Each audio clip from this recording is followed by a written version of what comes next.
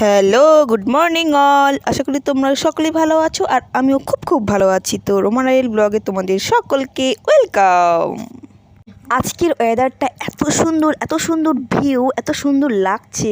এত সুন্দর ওয়েদারে আমরা কোথায় যাচ্ছি বলো তো টুইঙ্কেল, বলো।